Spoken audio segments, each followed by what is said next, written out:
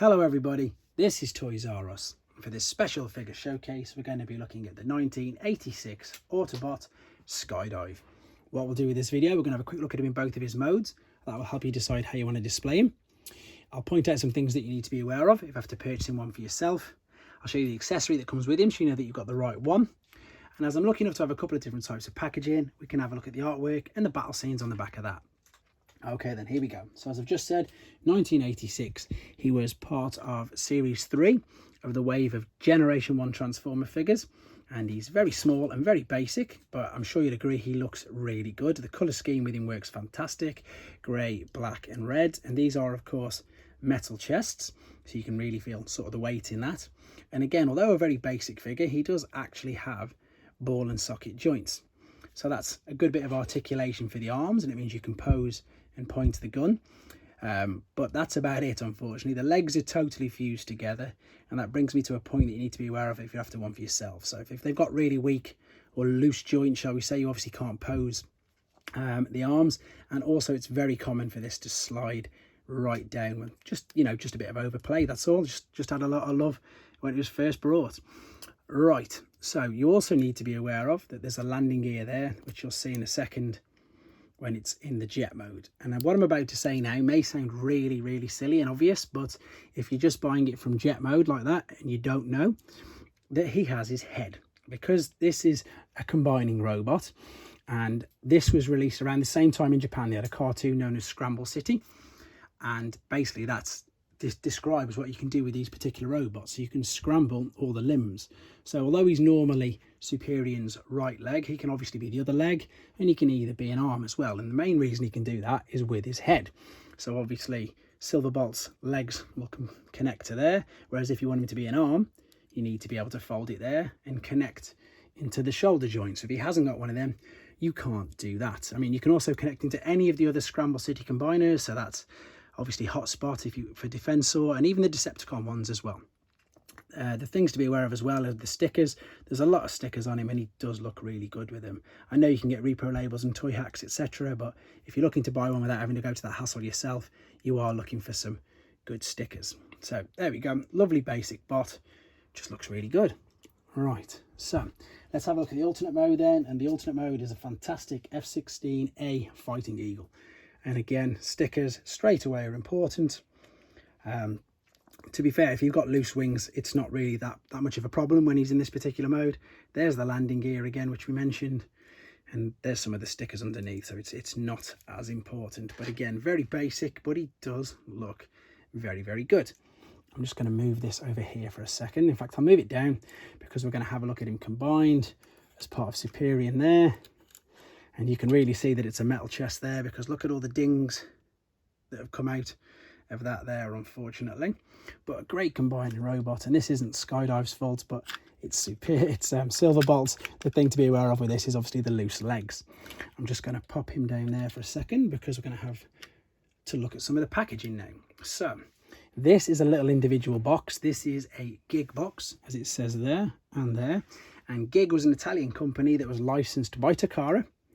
Right there you go, to make Transformers in Italy, and they did a brilliant job. They used these little boxes, same as the Takara ones, so you could still store them, like if you had one of the cards, seal cards, once you took it off, you've lost your packaging really. But with this guy, you could store him away nice and neat.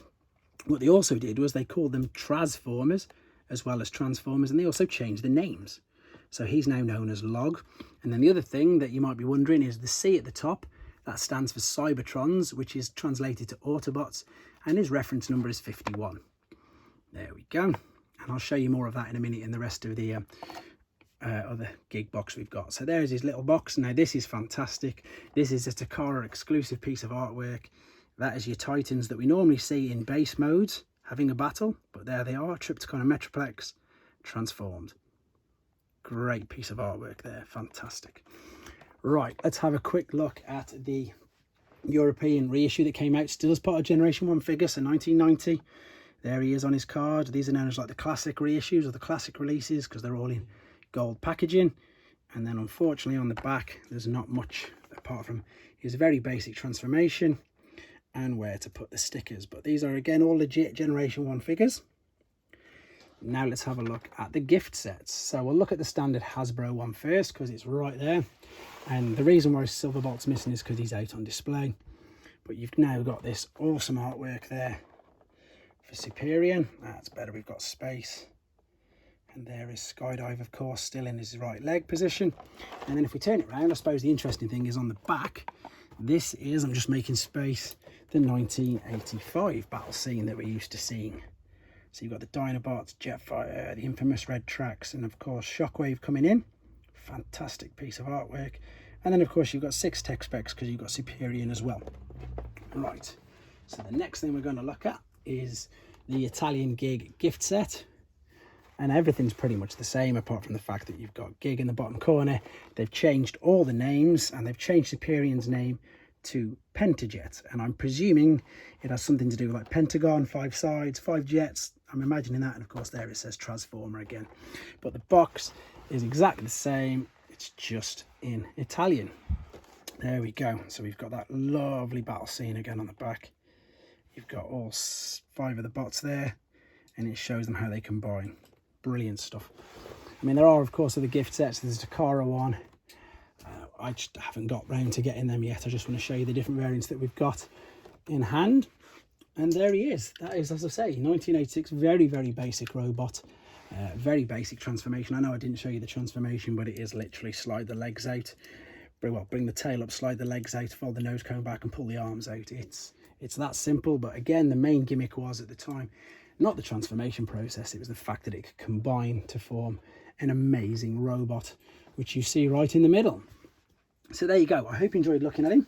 I hope it brought back some fun memories if you had one of these when you were a child.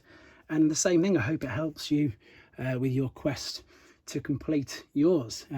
Yeah, there we go. In fact, let's have a quick look at his weapon just before we round off. So, because it's quite an awkward little weapon when it wants to focus. There we go. So you've just got the raised, blown up bit. That's better. Let's get rid of Superior in the background there. And of course you need these 2 clips, otherwise it won't fit because he hasn't got a fist. Nearly missed it out, remembered it just in time, and then the slot just over there, he says, without trying to break a clip. There we go. There he is again. There he is. Now you know it's a weapon to look out for as well. Fantastic, guys. Thank you very much for watching, liking, subscribing, all your comments. I really appreciate all the feedback. Please take care. Thanks for watching.